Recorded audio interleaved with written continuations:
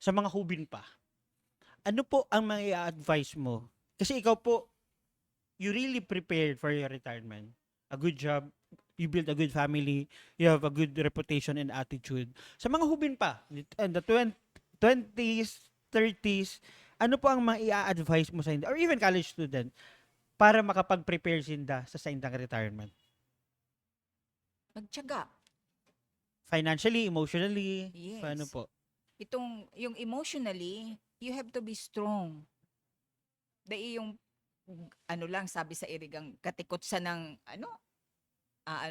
didibdibin mo na. Oo. Dapat you have the palaban attitude. Kasi ang buhay is talagang full of surprises.